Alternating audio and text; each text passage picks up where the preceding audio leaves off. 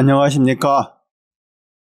한자는 표음 문자이다. 어떻게 해서 표음 문자가 되는가? 표음 문자의 원리는 일획부수 한자 6개에 내재합니다. 일획부수 6개, 한자에서 가장 기본이 되는 문자이죠. 여기에서 모든 문자들이 파생되어 갑니다. 즉 일획부수 6개는 한자의 뿌리이고 근원입니다. 일획부수 6개를 한번 보시죠. 따라서 한일 이렇게 쫙 나갑니다. 자, 여기서 나타난 표음들을 보시죠. 일, 곤, 주, 별, 을, 골입니다. 한자가 표음 문자라고 하니 이것들을 단순화해 봅시다. 단순화하는 방법은 초성을 없애보거나 종성을 없애보는 것입니다. 여기에서는 초성을 없애보겠습니다. 그러면 이렇게 정의가 되죠. 다만 초성 이응은 형식적으로 제시해 보았습니다. 표음 문자라고 하니 여기에 규칙이 있는지 원리가 있는지 알아봅시다. 이렇게 6개가 제시되어 있고 여기에서 세심하게 보면 하나, 둘, 셋, 넷. 이 4개의 공통점은 무엇입니까? 4개의 공통점. 즉 이런 규칙이 있다고 볼 수 있죠. 종성이 니을로 끝나는 문자가 4개이구나. 4개. 6개 중에서 4개입니다. 따라서 이는 표음의 기본 형태는 종성이 니을로 끝나는 음으로 시작이 된다고 하는 것이죠.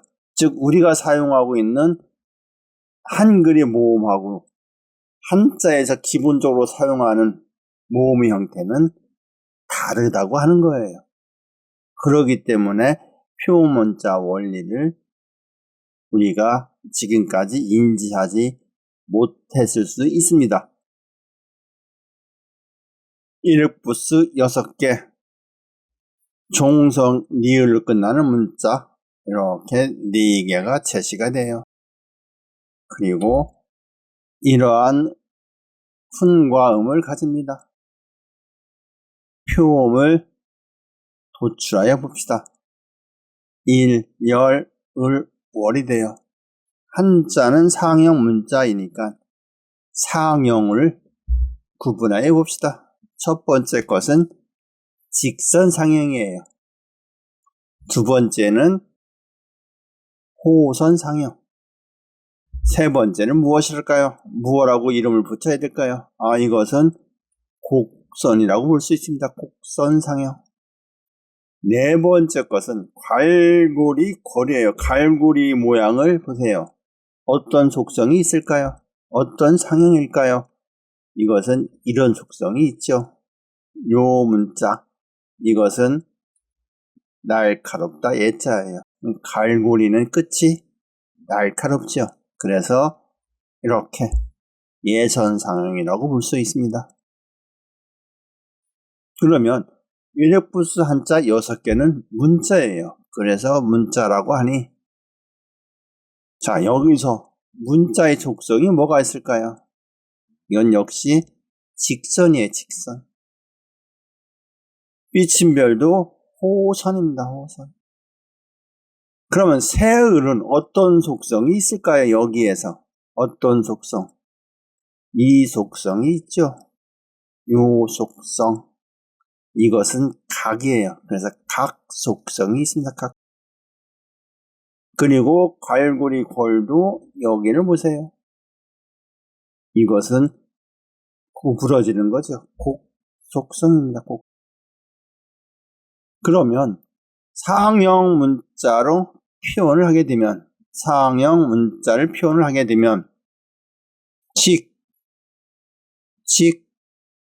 직선이 되죠. 그래서 직선입니다. 직선. 그러면 삐침별은 호선이에요. 그래서 호선. 새을은 곡각선이에요. 그래서 곡각선이라고 표현할 수 있어요. 그 다음에 갈구리골은 예곡선입니다. 이렇게. 그러니까 이 네 개의 문자가 상형 문자로 표현하는 경우 거기에 해당되는 명칭은 직직선, 호호선, 곡각선, 예곡선이 표현할 수 있다고 하는 거예요. 이렇게. 우리가 지금까지 단순하게 한일, 삐침별, 새을, 갈구리, 걸까지만 생각했습니다. 이것들을 상형 문자로 표현하게 되면 이렇게 표현된다고 하는 거예요. 이렇게 네 개로. 그런데 자, 굵기를 봅시다. 굵기. 이것은 광동이에요. 광동. 굵기가 같다. 이거죠. 그리고 일로 표음이 되는 거예요. 따라서 직직선은 일로 표음이 된다. 여기도 마찬가지죠. 새을도 광동이에요. 광동. 따라서 곡각선은 뭐로 표현이 된다? 을로 표현된다고 하는 것이죠. 을. 그런데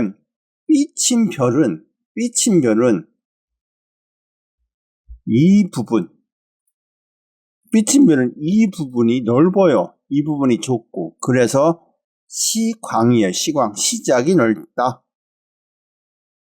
그래서 호선에서 시광이 되면 이렇게 열로 표현이 돼요. 열로. 이것을 광동으로 바꾸면 광동, 넓이가 같다고 생각되면 즉 호호선은 그때는 일로 표음이 돼요. 일로.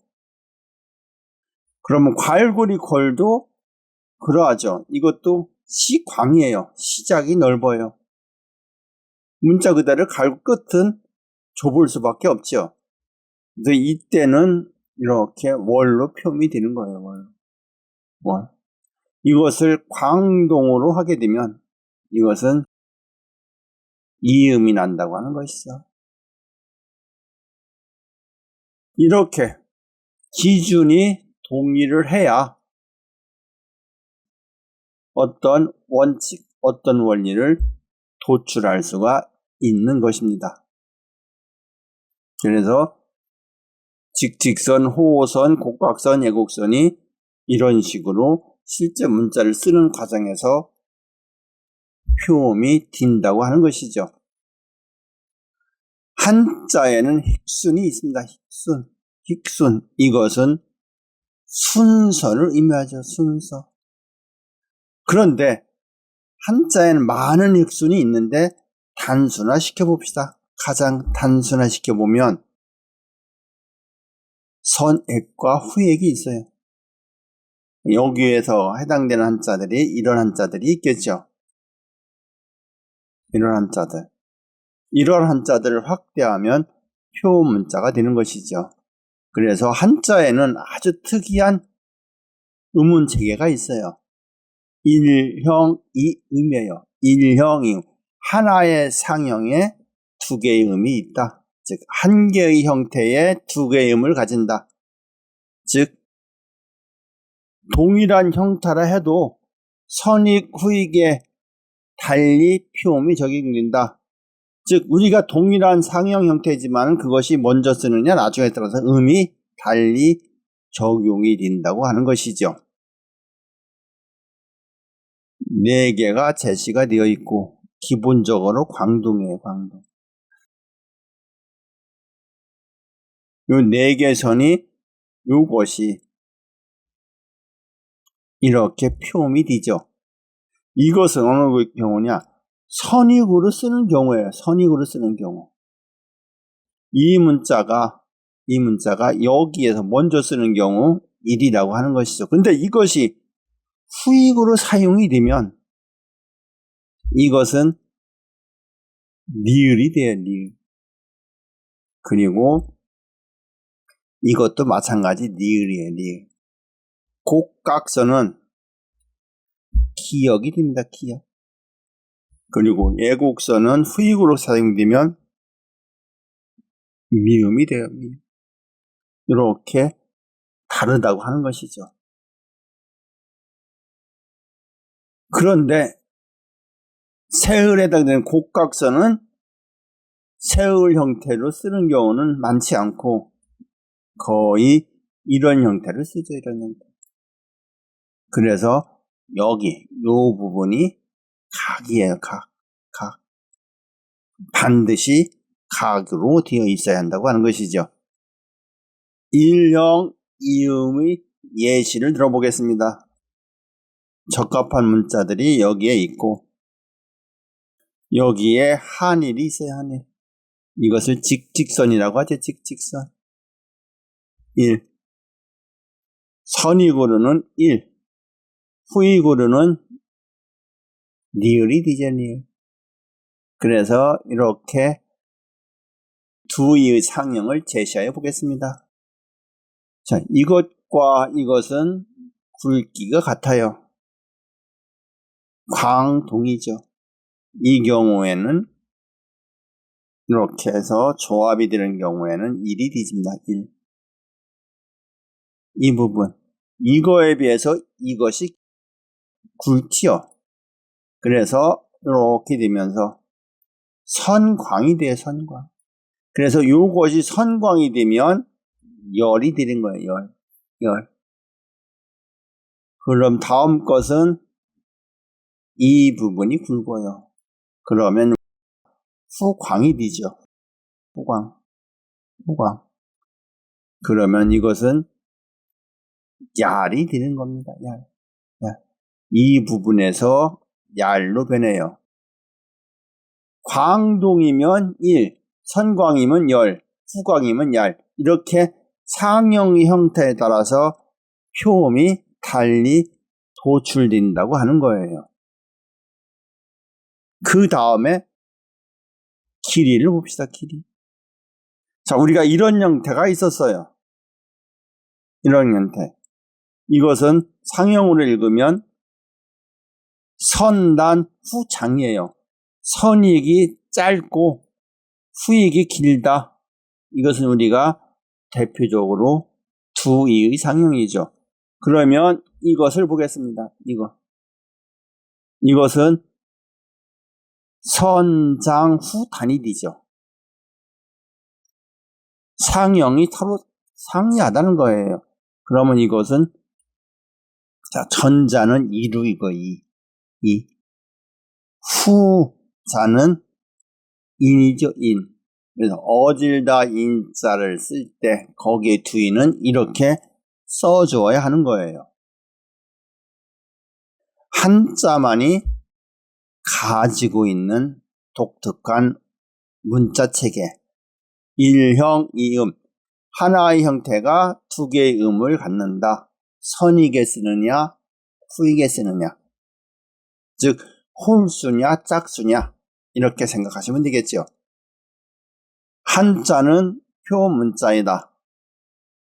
한자에서 표문자화된 한자로 가자. 대단히 감사드립니다.